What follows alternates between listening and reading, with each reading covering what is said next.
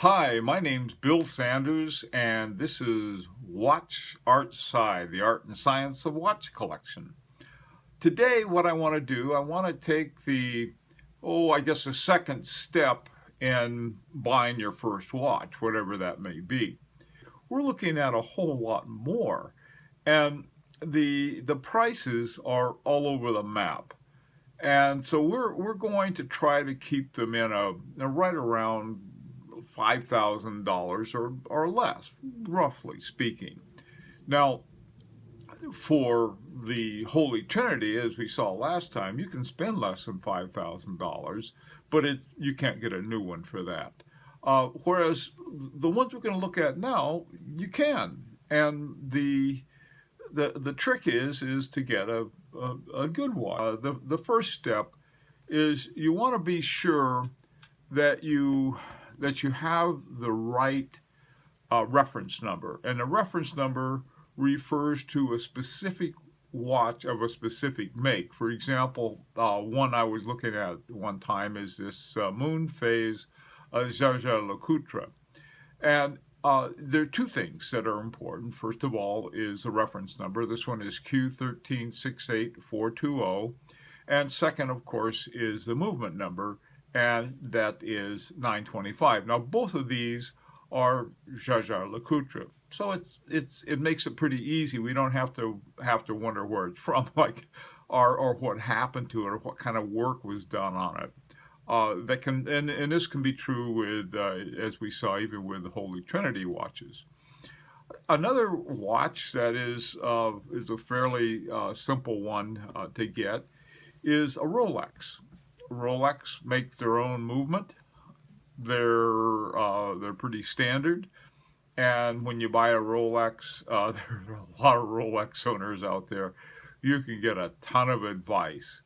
So it's generally not considered high horology, but it's considered a really good watch, and it's sort of an interesting kind of thing that they make just a reliable movement. Now, they're a great company. There are a lot of people in watch collection who love Rolexes, and that's just great. Now, another one that is what we might call Rolex's little brother or little sister is the Tudor. And this one is often overlooked because they say, oh, they think of it as a cheap version of a Rolex. There's some truth to that, but not always, and things are changing. One of the best examples is this Heritage Black Bay Tudor. The Black Bay Heritage is a revision of a watch that was done in the 50s. They wanted to update it to 2016, or maybe it was 2014. It was the last several years anyway. So they did a really good job of it, and they used an ETA movement in it, and I think it was maybe it was as far back as 2012, but it won an award as being the best watch of its type in a class in the annual Academy Award of watches. And so it's a nice watch, and it has value beyond just the fact that it's related to not Rolls-Royce, but to Rolex. Okay. Rolex never has won such an award, and so here you have this watch that you can get around $3,000 used. It's not too hard to find, maybe even less than that, maybe $2,500. It's a really good watch. Now, when they won the award, they had a very well handled, I might say, ETA movement in it, but in 2016 they updated the movement to a Tudor movement. So this is another watch that's under $5,000, and it's one that would be generally overlooked. I really like the looks of this one. Some other ones that you might want to look at, for example, a Girard-Perregaux. It has a movement in it made by Girard-Perregaux, GP 03300-0030-5A. Some of these movement numbers are really long. Okay. Another one that I think would be worth considering is the Zenith. Here's an example of a Zenith Pilot. It has its own iBosch Elite 693. Okay, so those are some easy choices to make.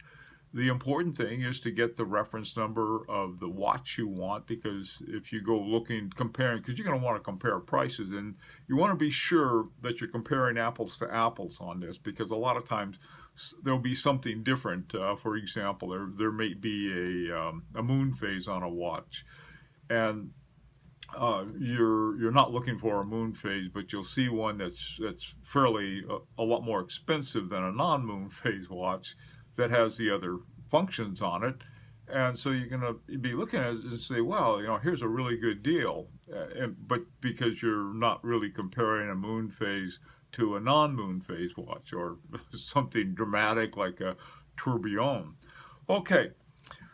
Now, the problems that come up have to do with some watches that they charge a lot of money for. Now, $5,000 is a lot of money. Any way you cut it. If you're filthy rich or something like that, it's not that bad. And in as far as high horology watches, it's not considered to be terribly expensive.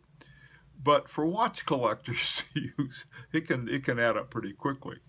All right, so let's take a look at some other ones that we might want to consider. A very popular watch, Panerai, or Panerai, and the Panerai is one that has the whole set of iBoches that are used ETA-based iBoches. It also has some higher level ones that are their own.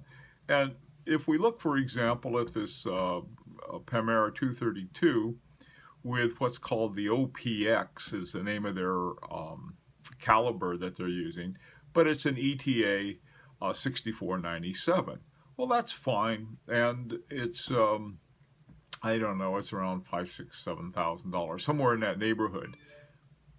Okay, and it's not an in-house iBoche in this particular case, but still, it looks pretty nice. Now, if we look at the movement through the back window on the PAM 232, you can see the Geneva waves. And if you look closer, you could probably even see a little of the perlage that's done. Sometimes Panerai does some crazy stuff with theirs. It'll look like a race car driver with peas all over it for advertising Panerai. Okay, now there was a famous bad one, unfortunately, for Panerai, and it's called the 318. And the interesting thing about the 318, it was a limited edition, and it had a picture, etching of the Brooklyn Bridge on the back. Okay, so they're going to make it as a limited edition, and so they did.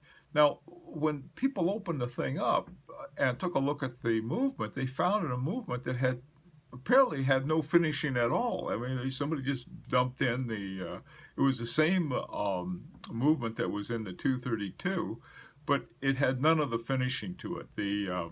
There was no beveling on it, and it looked pretty bad. So anyway, there was a big scandal over the thing, and to its credit, Panerai said, look, we'll replace the movement for you. But it was one of those things that happened, and so you have to know about those kinds of things. Now, oddly, the odd thing about this was that some people thought, oh, well, that's great. Here's this one with a Brooklyn Bridge on it, and I want the original movement that was sort of goofy looking. You never know what people want to collect. It's something I definitely wouldn't want to collect, and I wouldn't recommend. If you're going to pay a lot for a watch, anybody pays over $1,000 even for a watch. You better get something better than just nothing. Now, a place that people tend not to look are in some really little gems that are out there. One of my favorite is this company. It's the only watch company in Iceland, and it's called Jas Watch. And do yourself a favor, go to the Jas Watch website. It's the coolest watch website I've ever seen. It's funny, it's a lot of fun, and it's really sort of neat.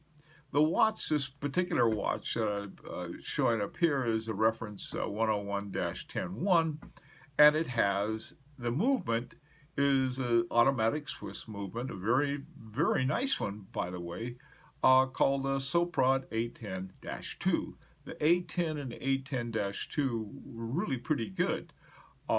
They replace in the sense that ETA isn't going to be selling outsiders anymore outside of the Swatch group after 2020, but they've already, before that, they cut down. So a lot of companies are turning to other Iboche makers, and one is a Swiss company called Soprod, and they don't make anywhere near the number that ETA had, but they make some really nice ones. And they and then Jas Watch comes and they do some finishing on it, put their name on the rotor, and just really make a beautiful little watch.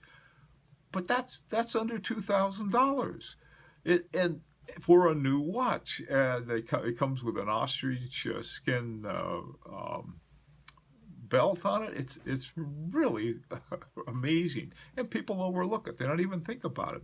Another one is this little company called Habring 2, and Habring 2, they put out like maybe 150 watches a year, but they've won 3 awards. 3 awards. They've won 3 awards for their watches. It's incredible. And by awards, I mean Academy Awards, the annual Grand Prix or Jury Awards, not some little, some award that I might give, but really major award. All of their watches are much less. Now the ones that 2 of the 3 awards they got were, one was using a Valjoux movement, the other one was using ETA movement. But after they're finished with it, they're not the same movement. And the third one they won, for a watch under $5,000, they have their own movement. Here you have this little bitty company, and it's a gem of a company. Don't overlook these, because you can get an excellent award-winning watch for a lot less than a lot of these more expensive ones. So anyhow, in your outing, you gotta buyer beware, look, get as much information as you can, and above all, be very patient and well informed before you buy. That's all for now. This is Bill Sanders. Let's hear from you. What do you have? Leave a comment, see what you think about these. That's all for now. Bye-bye.